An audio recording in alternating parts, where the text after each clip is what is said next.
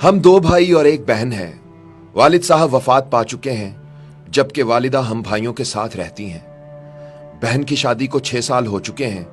इन 6 सालों में मैं कभी अपनी बहन से मिलने उसके घर नहीं गया। ईद शब बारात के मौका पर भी नहीं। सिर्फ माँ ही कभी कभार उससे मिलने जाती है। मेरी बीवी एक दिन मुझे कहने लगी, आपकी बहन जब भी आती है उसके बच्चे घर का हाल बिगाड़ कर रख देते हैं, खर्चा डबल हो जाता है। और तुम्हारी माँ हमसे छुपकर कभी उसको साबुन देती है, कभी कपड़े और कभी सर्फ के डब्बे और कभी तो चावल का थैला भर देती है। अपनी माँ से कहो ये हमारा घर है, कोई खैरात सेंटर नहीं है। ये सब सुनकर मुझे बहुत गुस्सा आया, क्योंकि मैं मुश्किल से घर का खर्च पूरा कर रहा था और माँ सब कुछ उठाकर बहन को दे देती थी। एक दिन बहन अपने बच्चों को लेकर घर आई हुई थी कि खेलते खेलते उसके बेटे ने टीवी का रिमोट तोड़ दिया। यह देखकर मुझे बहुत गुस्सा आया और मैंने माँ से कहा, माँ, बहन से बोलो हमारे घर सिर्फ ईद पर आया करे, और ये जो आप उसे साबुन, सर्फ और चावल का थैला भर कर देती हैं, बस बहुत हो गया, अब यह सिलसिला बंद कर दें। यह सब सुनकर मेरी माँ चुप रही, लेकिन मेरी बहन ने मेरी ये सारी बातें सुन ली, लेकिन उसने ऐसे जाहिर किया जैसे उसने कुछ नहीं सुना। शाम का वक्त होने वाला था। उसने अपने बच्चों को तैयार किया और मुझे कहने लगी, भाई मुझे बस स्टॉप तक छोड़ आए।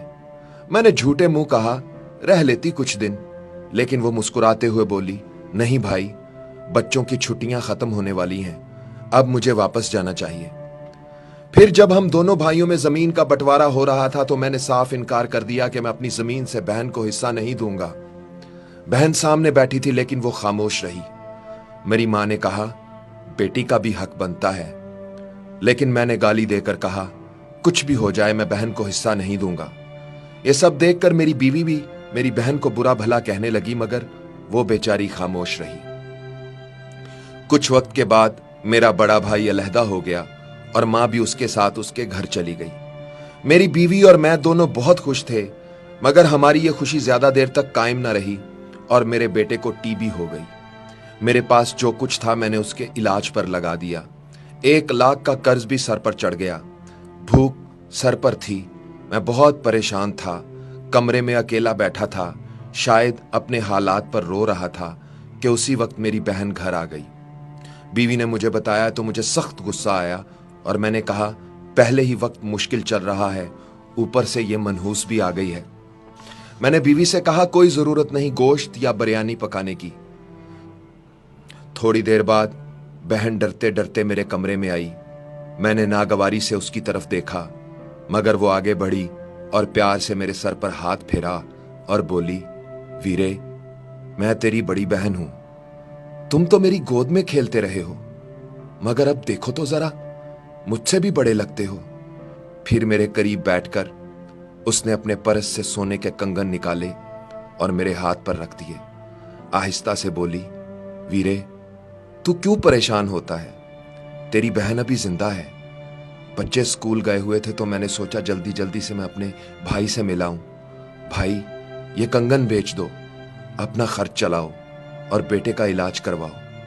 फिर वो आहिस्ता से बोली, भाई, तुझे कसम लगे किसी को मत बताना कंगन के बारे में। फिर उसने मेरा माथा चूमा और 1000 रुपए मेरे हाथ में थमा दिए। मैंने देखा वो 100 50 के नोट थे। शायद वो मेरी बहन की कुल जमा पूंजी थी। वो जाने लगी तो मैंने उसके पैरों की तरफ देखा। उसने टूटी हुई जूती पहनी हुई थी, पुराना सा दुपट्टा ओढ़ा हुआ था। जब भी आती थी वही दुपट्टा ओढ़ कर आती। फिर वो चली गई। बहन की इस मोहब्बत को देखकर उस दिन मैं मर ही गया। हम भाई कितने मतलब परस्त होते हैं ना। बहनों को पल भर में बेगाना कर देते हैं और बहनों से भाइयों का जरा सा दुख भी बर्दाश्त नहीं होता। मैं कंगन हाथ में पकड़े रो रहा था और सोच रहा था, बेचारी अपने घर में ना जाने कितने दुख सह रही होगी। कुछ लम्हे बहनों के पास बैठकर उनका हाल चाल पूछ लिया करें, वो इतने से ही खुश हो जाती हैं।